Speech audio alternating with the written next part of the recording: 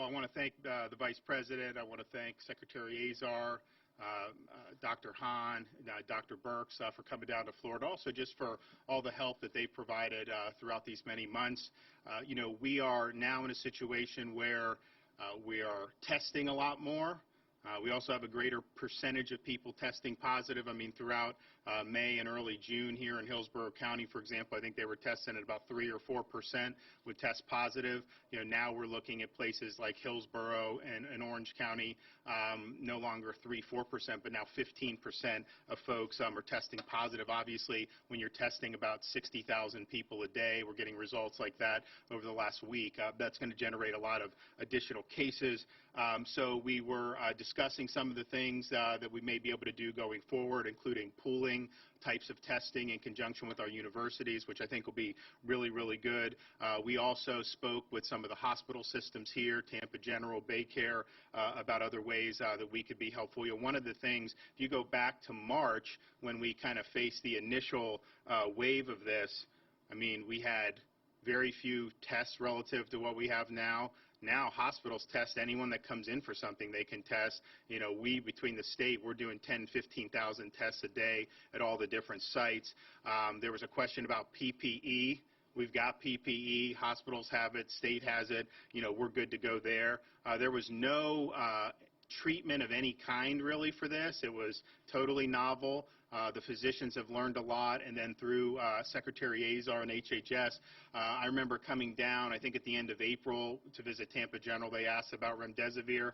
We called Secretary Azar. They've been sending a bunch of the remdesivir down, so the physicians are using that. They're using convalescent plasma, and they are having definitely better results. And then we also, even though we took a lot of action early to protect the long-term care facilities, since March, we have increasingly brought on COVID-only dedicated nursing facilities. And so we now have 12 of these facilities throughout the state of Florida. We have one in Pinellas, one in Polk, which the Tampa Bay hospitals can use and nursing homes can use. And basically the idea is if you have somebody test positive in a nursing home, you don't want that to spread to the other residents. That individual's medically stable. They could be transferred to the COVID-only facility. If they need hospitalization, obviously they go to the hospital. But if they end up becoming stable while in the hospital, rather than be discharged back to that facility, which would create problems, you have a place to go to be able to discharge that. So all around the state now, we've got 750 beds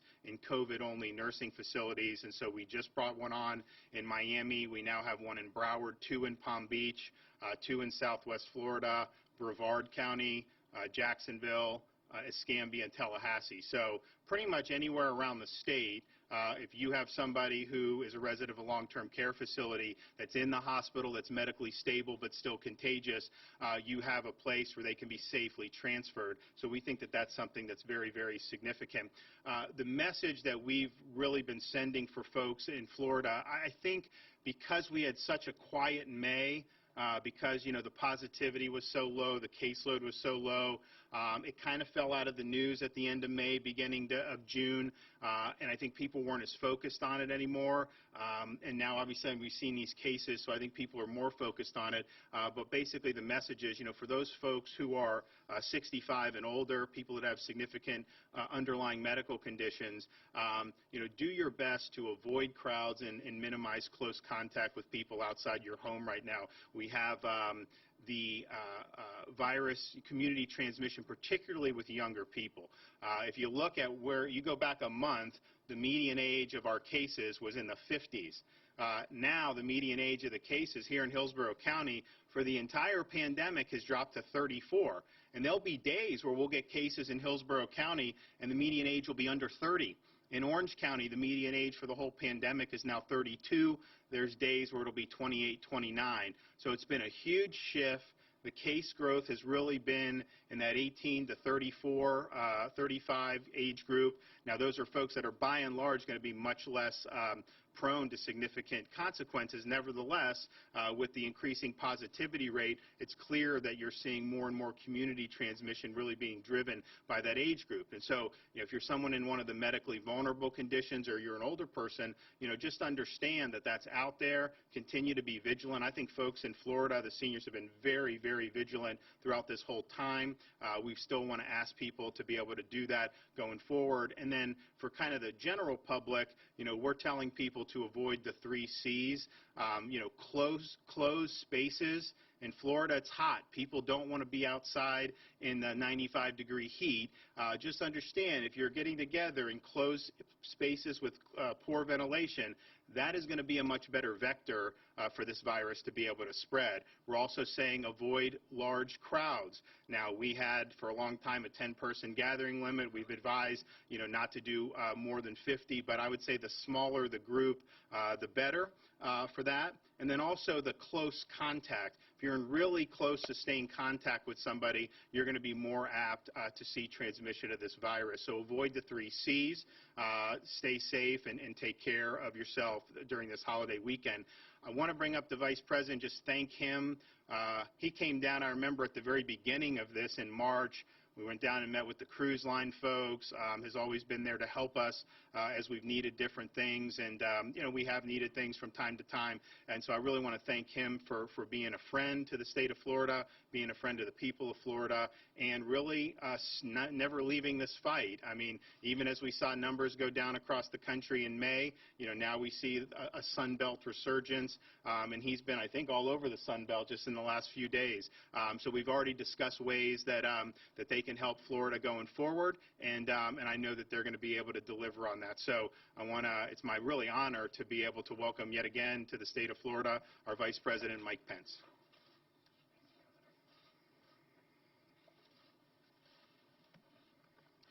Well, thank you, Governor DeSantis. Thank you for your leadership.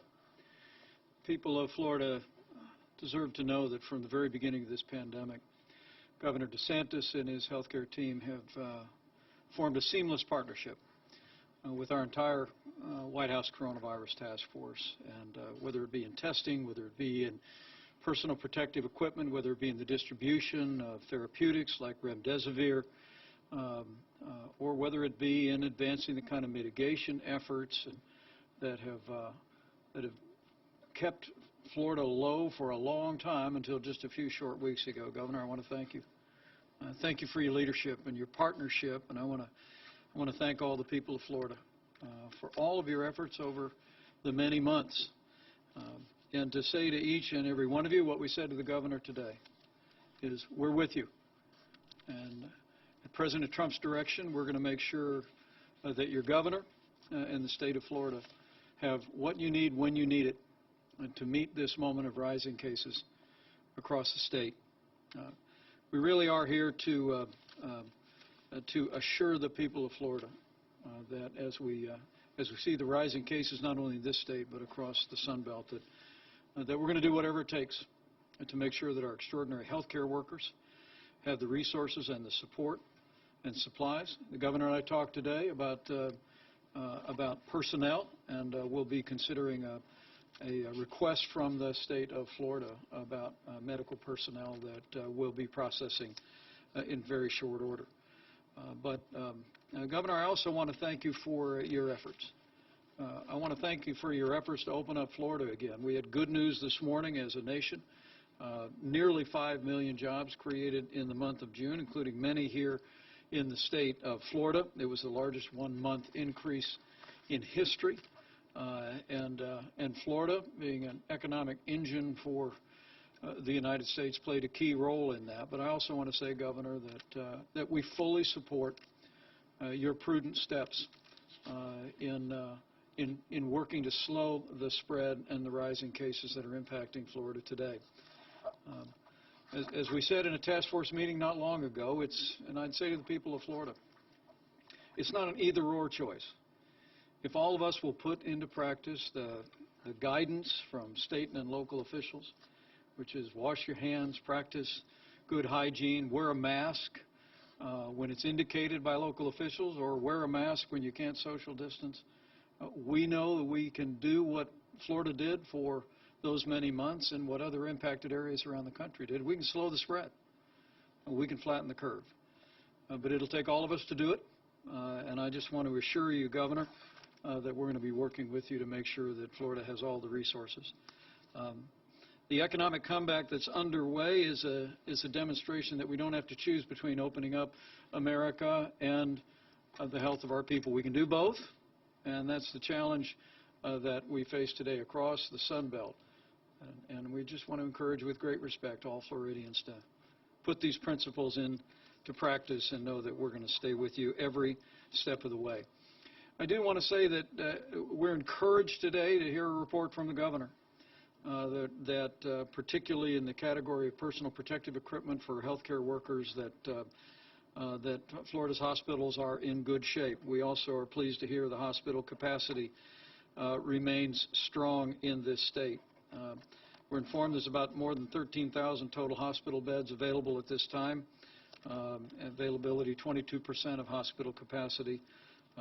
Ventilators, which were an issue before our nation 4 months ago at the beginning of this pandemic, are in abundant supply We're told that there's more than 5,500 ventilators available across the state of Florida.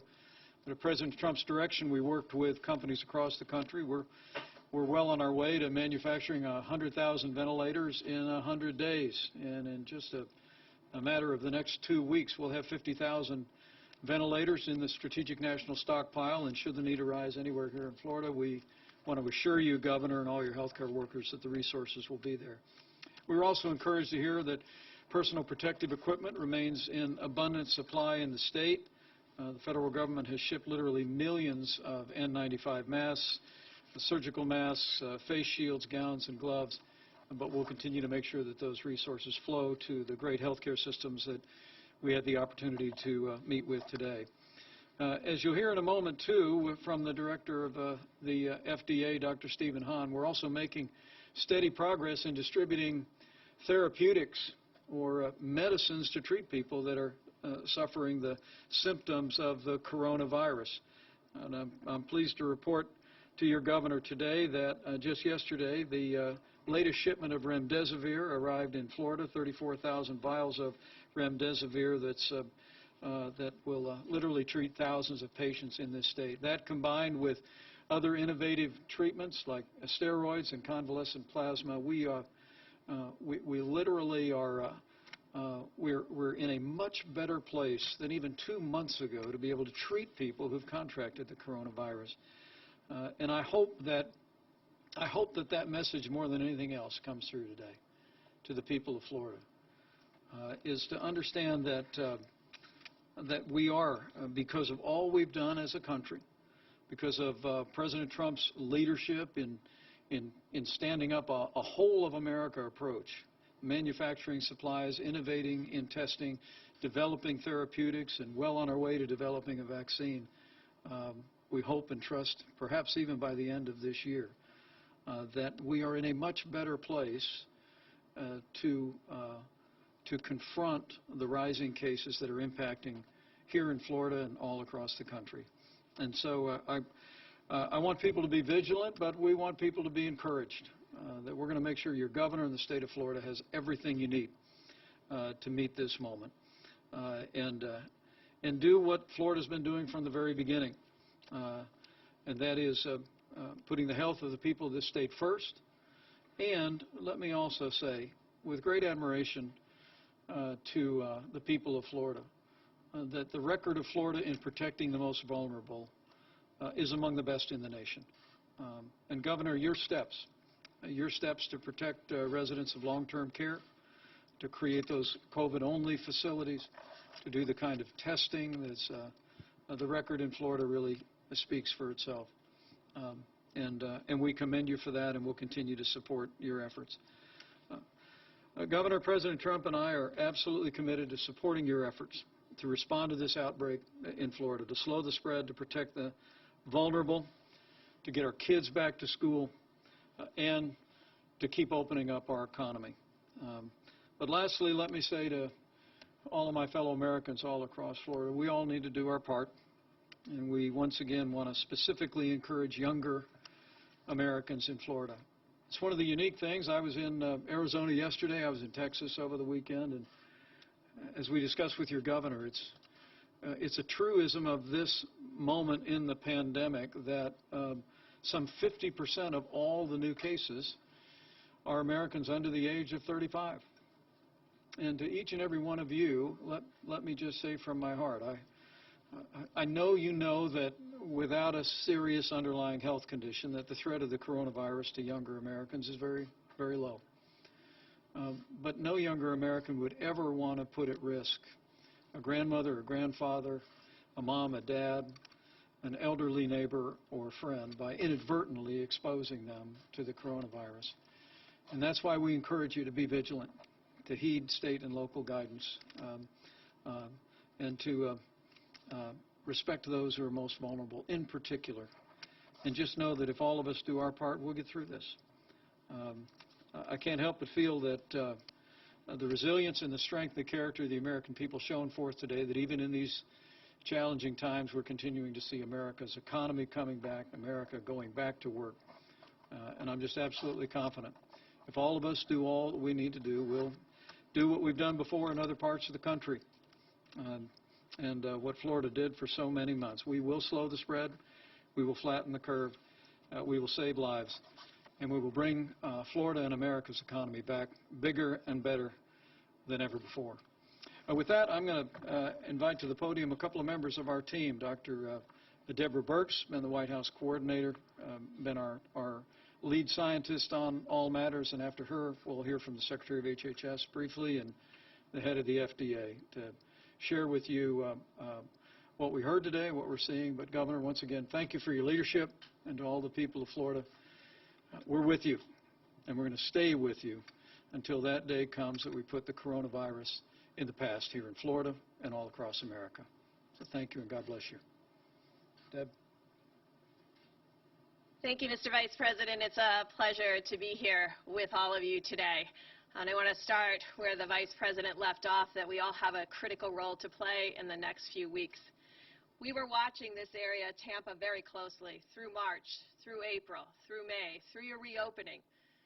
And for days after days, weeks after weeks, we saw you sitting at 4%, which everybody, including the World Health Organization, said is a safe place to be.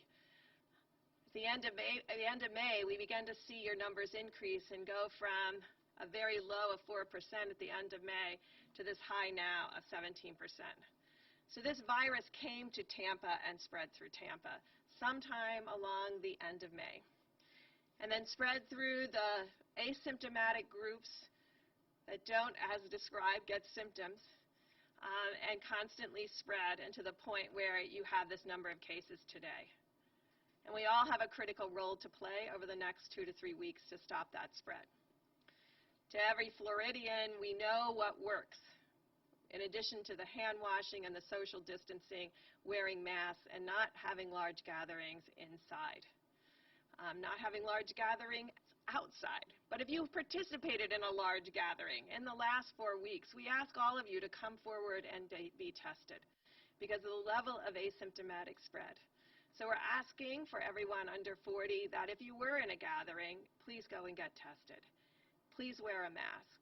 Please do all of the hygiene issues. And please stay away from those who have comorbidities.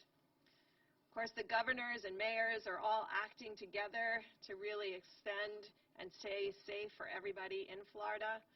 But also the federal government has a role, and that's why it was exciting to be here today to talk to the University of South Florida and your brilliant scientists and physicians here to really start to implement pooled testing.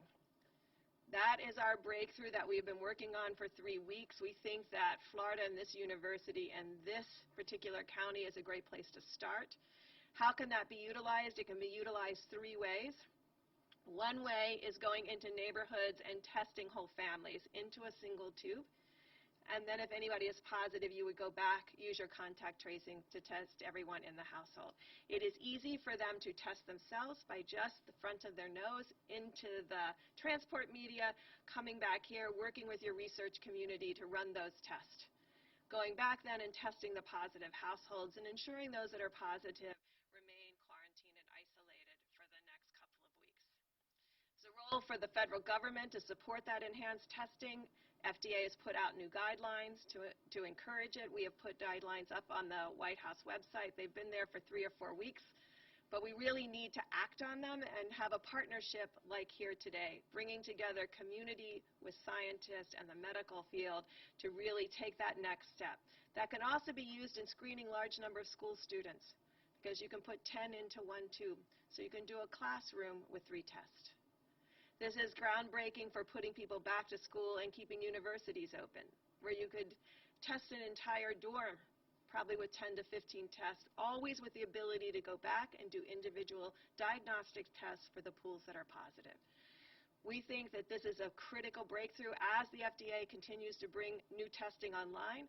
This would allow us to go from 5,000 tests a day to 50,000 tests a day. And in Florida, that would be a log increase that we could support and continue. And we want to encourage that, but we want to work alongside you. And as the Vice President said, of course we are here to support your medical community, and you'll hear from Dr. Hahn and Secretary Azar. But we're here also as the federal government so that you know that you have our continuous support. Are there things that we have to do together as individuals that establish this great nation? It's a privilege to wear red, white, and blue today. You only get to do that a couple times a year, so it's a privilege to be here celebrating the birth of our country and asking each American citizen, particularly Floridians, to do the responsible thing of wearing a mask, protecting others. And we as a state and local and federal government will walk beside you and help with all of those innovations to bring us to a different place, lower those cases, and stop the spread.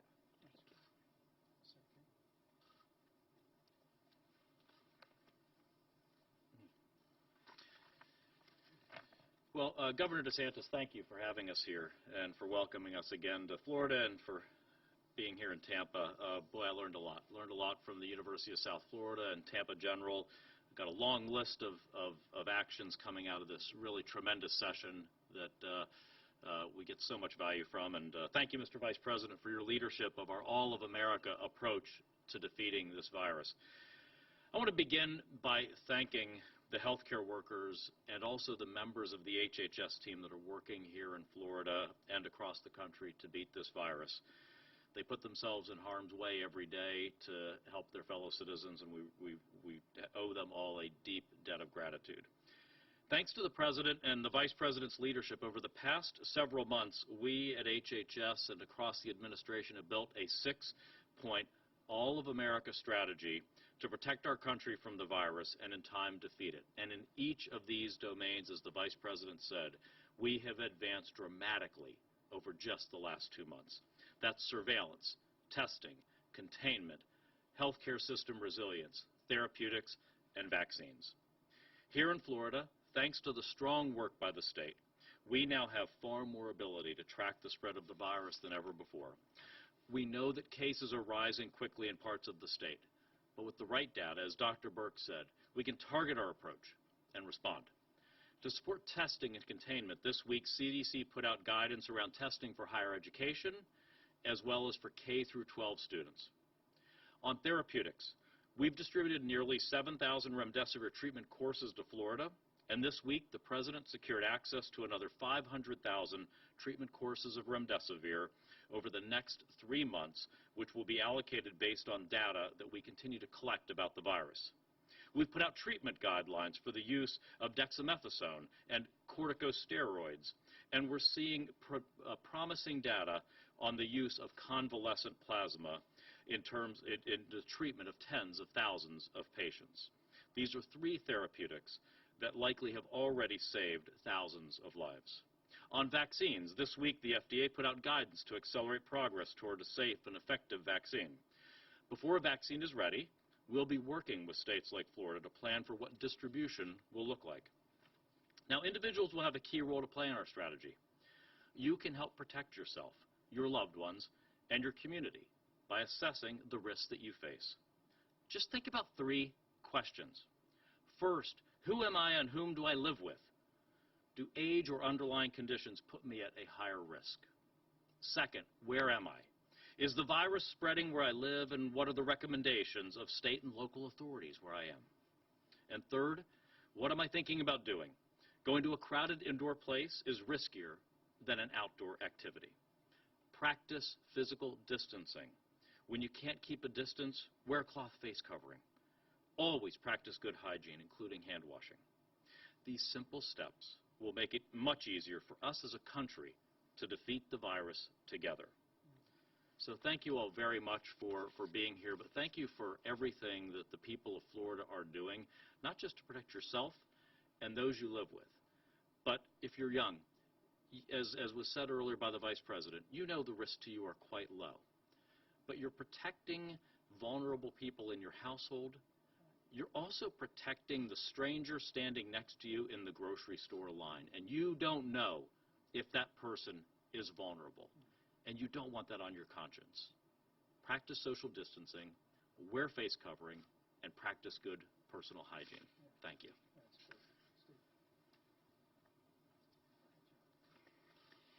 Thank you, Mr. Vice President, for your leadership of the Coronavirus Task Force. It's really been remarkable. And Governor, just again, a remarkable effort, particularly protecting seniors in your state. So I came to the job as FDA Commissioner after being a cancer doctor for over 30 years. And I know the power of hope, but I also know that false hope can be damaging. And what I saw today, the partnership, Tampa General and University of South Florida, gives me great hope. What I saw was a partnership that developed a care plan that really accelerated and advanced the care of the patients with COVID-19, something that we're seeing across the country. That is something that gives me great hope for Americans who might be afflicted with COVID-19. President Trump asked the FDA to reduce regulatory barriers to get medical products out to Americans during this time of a public health emergency. And we stood up something called the Coronavirus Treatment Acceleration Program. And what we've seen over the last several months is just the incredible American biomedical research engine go forth. We now have a number of therapies that are available for patients, and that also gives me great hope. We have remdesivir that's been mentioned, which has been shown to reduce the stay of hospitalization in sick COVID-19 patients.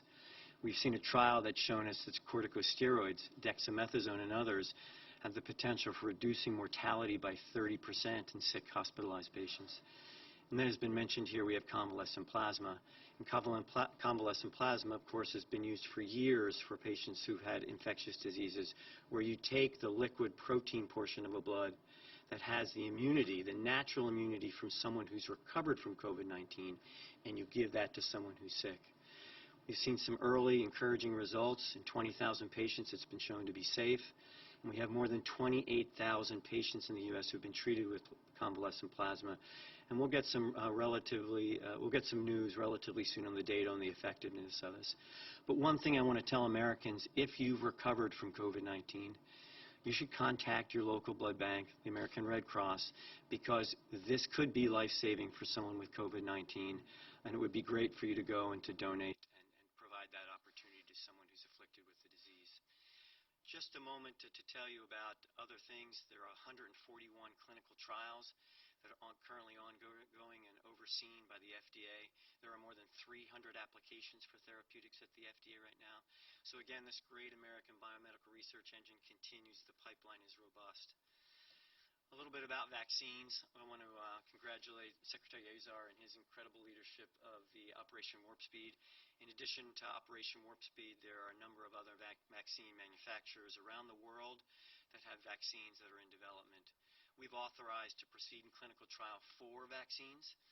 Another 6 manufacturers are with us with applications, and another dozen or more are actually talking to us about vaccines. So in record time from identification of this virus, which we have to remember occurred in January, we have a vaccine that now is in the middle stages of clinical trials, and we expect 2 of them to be in the later stages of trials, phase 3 trials, in July. As was mentioned, we did issue guidance with respect to vaccine development, and one thing I want to assure the American people is that your FDA is on the job. We will not cut corners in our assessment of the vaccine. Our solemn promise to the American people is that we will look at the data associated with the vaccine, and we will make a decision about the safety and effectiveness of that vaccine using our typical high standards.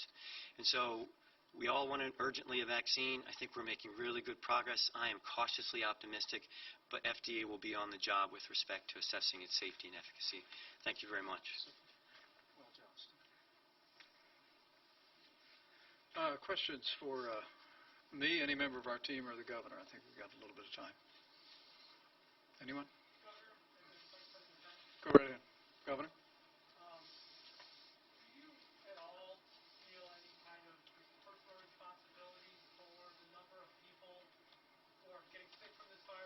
Dying from it in Florida and across the country when other states are seeing their cases go down, other countries are seeing their cases go down?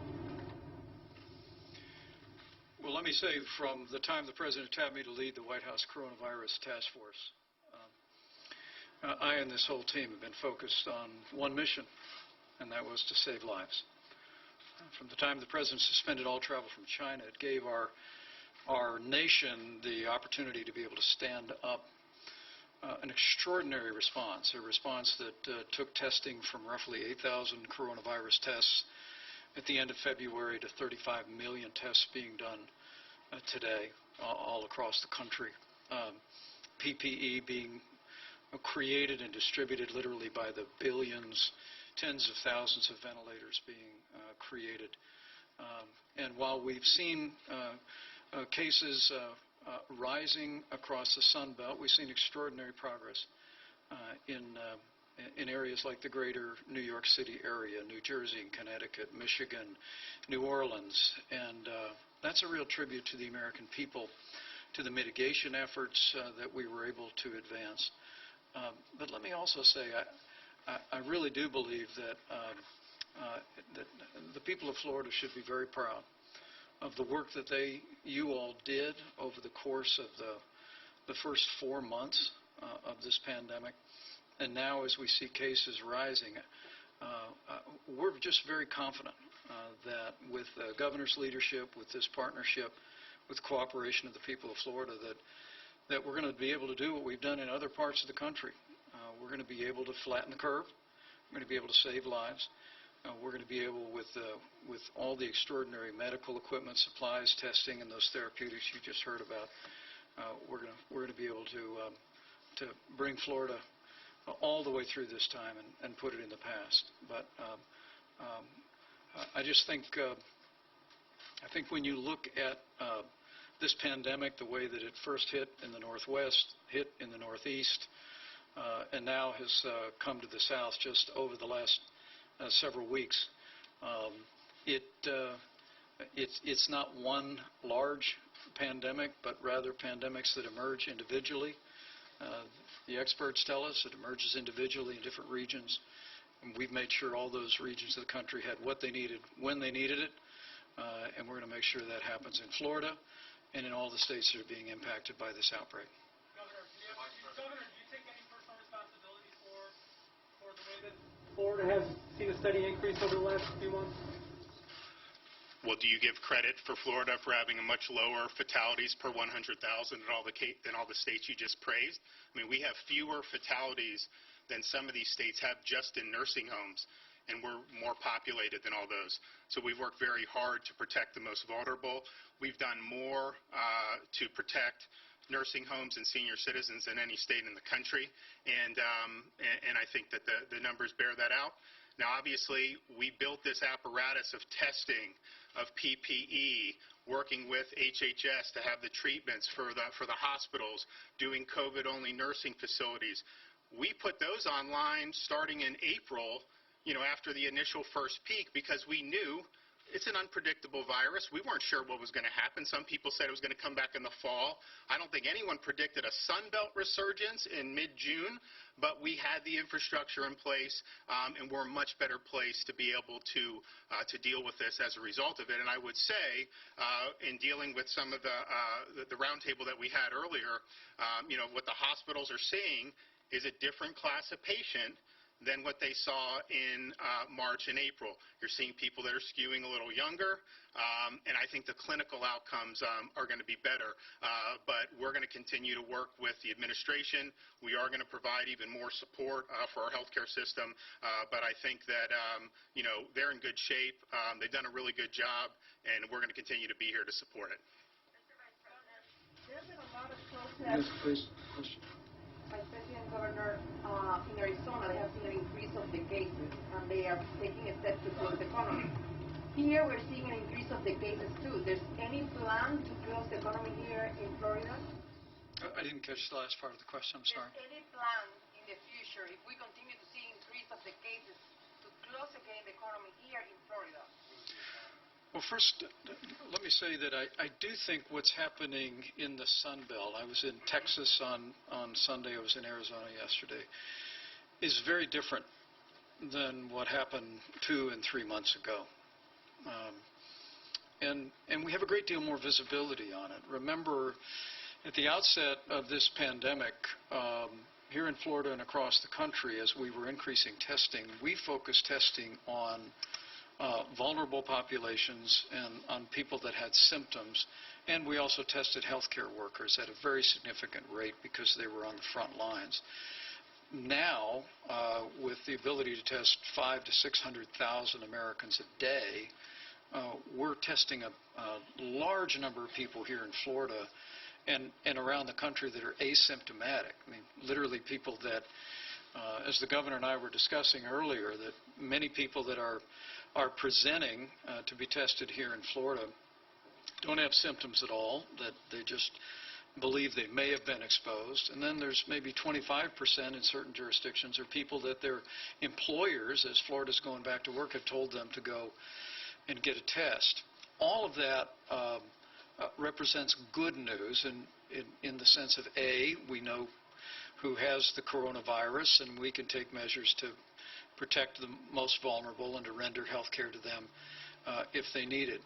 But the second is that because younger Americans don't face the threat of serious illness from the coronavirus, we do believe that that we'll continue to see many people recover, and we hope with the dedication of our healthcare workers and the distribution of medicines that we'll continue to see fatalities either decline or remain low nationally, and we trust across the Sun Belt. So it's a different time, and I think it calls for different measures.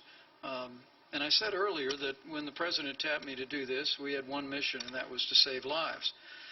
But when we came to the end of the 45 days to slow the spread, we had two missions. Save lives and open up America again. And it's one of the reasons we wanted to come today is because we wanted to express strong support for the prudent measures, the changes that the governor has put in effect, focusing particularly on where we think much of the spread is occurring among young people who may be gathering at particular facilities at certain times. But our objective is the health of the people of Florida and America, and secondly is to keep this economy moving forward so we can see more days like we saw today with nearly 5 million jobs created and getting our country back to work and back to school in the near future.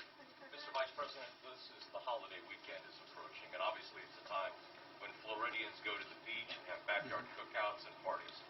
Do you have concerns about that, and if we show a continued spread of this virus as the result of those congregations, would you then consider that we should perhaps back off on having the economy as open as it currently is?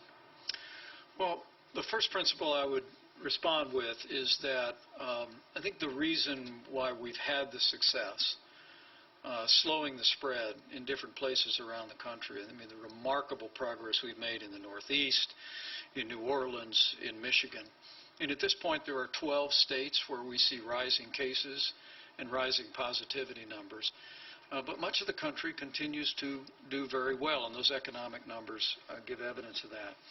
But one of the guiding principles from early on, as President organized this coronavirus task force, is that we trust our governors and we trust our states to make the decisions that are appropriate for their own circumstances.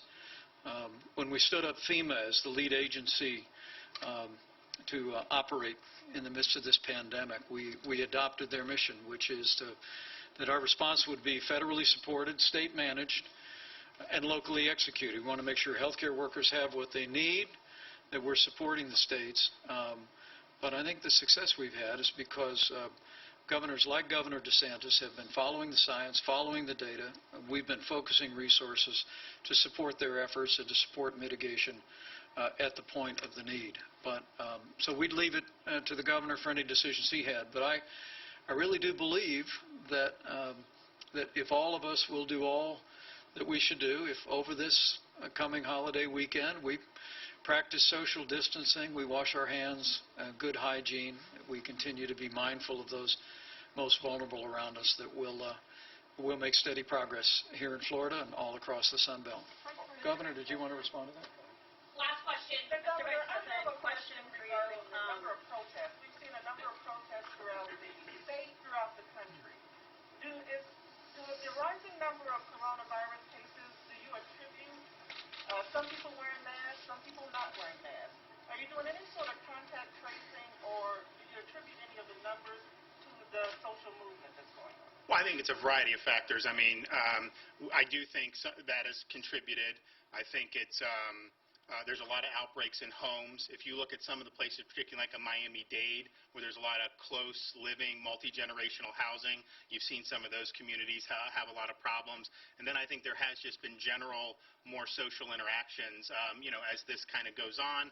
When we went to phase 1 in May, we had a great, it was very low cases, low positivity. I think the media was trying to say that the numbers were phony. Now they like the numbers because they're higher. It's funny how that works. But that was kind of the thing. You actually had people spinning conspiracy theories saying, oh, Florida's hiding because it was obviously very low. And some folks didn't want to see that. So, you had that going. And I think what happened is the protest, obviously whatever interaction, but then that took Corona off the front pages. And really for 2 weeks, you didn't see very much about it. I think that sent a signal to some people that, hey, maybe we're done with this. And I've always been very clear, just by moving into a new phase, the virus doesn't just disappear. I mean, we've still got to deal with it. And doing certain things that are relatively minor but can be important really do make a difference. I mean, if you're avoiding, large crowds, avoiding kind of the close contact in really cramped indoor environments, that's going to go a long way. So it doesn't mean you can't do anything socially, but how you do it, really matters. So I think there's been a whole variety of factors. I think the outbreak in Hillsborough and Tampa Bay is a little different than the outbreak in Dade and Broward. Dade and Broward, I mean, they were basically closed for 2 months. They had a very soft kind of mini phase 1, I think, in the middle of May. And they had actually stabilized and gone down. And then now, particularly in the last 2 weeks, you're seeing a lot there. But specifically in communities, I think, where, you do have a lot of the multi-generational housing. I think in a place like Orange County, it's trended so low. I think that is being driven more by just the young people, 20-somethings going out, socializing. I do think some of the demonstrations may have played a role there, Tampa and Miami. So it's a whole variety of factors. And then I do think there's just, you look at Southern California, Arizona, Texas, Florida, Georgia now, all had different policies. Georgia was, quote, early, Florida and Texas in between, California and that, obviously, and yet you're seeing similar things. And so I do think there's perhaps a seasonal component where the Sun Belt is seeing this. I know Dr. Birx has talked to researchers that think would some of the Northeast spill over into the South, maybe? And the air conditioning. Yeah, and then the air conditioning, that's why I've said when you're doing things like, 4th of July, obviously be prudent, but you're much better off, quite frankly, at a beach than you are packing into someone's home in the air conditioning with this virus. This virus does not like sunlight, heat, and humidity, and I think you guys have shown that with research. And then I think just seeing how different things react, there'll be different things where you'll have a group of friends, they'll get together, 10 people, someone will test positive, 20-something asymptomatic, calls the friends, they all test positive. None of them have symptoms. None of them are actually sick, but just being in a closed environment together for an hour, is enough for it to spread. Whereas you'll have other examples. I mean, we've had people, fishing, boating, golf, beach, the whole time, really, and we've not had outbreaks tied to those things. And so there are things, I think, that you can do that are going to be much less risky, and that's why, when we've tried to, talk about, obviously, people aren't going to just sit in their closet the whole time. So they're going to do things. But you can make choices that really do make a difference. And so we're really trying to talk about that again now. And then obviously for the folks who are vulnerable in those older age groups or who are medically vulnerable, this is the time to continue. And our phases have always said, you need to be avoiding crowds and staying home as much as you can, minimize contact. And I'm not going to arrest a senior if they leave their home, but that's the guidance because I think that's the smart thing to do. And by and large, they've done it. As the positivity has gone, much higher for the younger people, seniors have been pretty steady. I think it may have gone up a little lately with the testing, but I mean, by and large, so we want to continue to just stress that. And if you look at the data in Florida, I think we have more corona-related fatalities age 90 and above than we've seen 65 and below. So you see the risk in the long-term care facilities, other folks who are in that age group, and then I would say probably below 50, almost all of them have either been significant underlying condition. You do have some who clearly died for other causes, but they're swabbing people now, so sometimes you'll be asymptomatic with that. So just understanding the risk, understanding who needs protection, I think is very, very important. But there's a lot of factors. The good news, if you could say, with this being in the news more now, is I do think people are going to be more conscious of it when they're going out and interacting during 4th of July in the way they may not have been for Memorial Day. And so if everyone is, enjoying life but doing it responsibly, we're going to be fine. We'll get that positivity rate down. Remember, when we went to phase 1, we increased the testing capacity in this state way beyond what we had in March and April. And the reason is we wanted to continue to test. We wanted to see if there are outbreaks. I said you're going to have more cases just because it's an asymptomatic illness for a lot of younger people. But we'd rather be back at that 4% where we were for really months and months and not be in the 15%. And so that's really what we're looking at. And it's been pretty consistently 10 to 15% for probably the last 10 days now. So the number of cases, is less important to me than whether we're having a lower percentage, because I think that's an indication that if it's lower, it's not circulating through the community, as rapidly as it is when you get it at 10 and 15. Now, put that in perspective, and I think Dr. Birx could underscore, there were some parts of the country that were testing probably at 50 or 60%, when it was really at the high point in some of those communities. And so, this is something that we're obviously concerned about. We want to be able to get it back down, but, we're in a much better position to be able to deal with that than some of the other states who had the real serious spikes and, quite frankly, just didn't have all the great resources, that we've now been able to build up over these many months. So.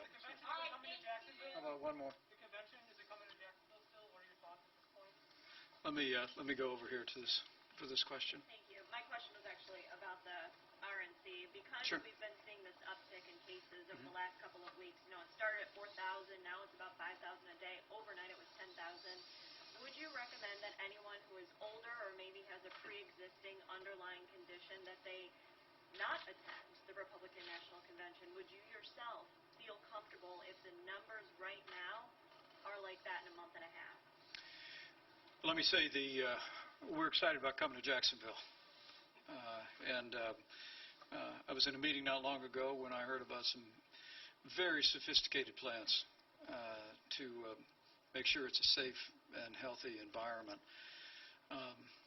But our job right now is to do everything in our power to support the efforts of your governor and the people of Florida to bring these numbers down.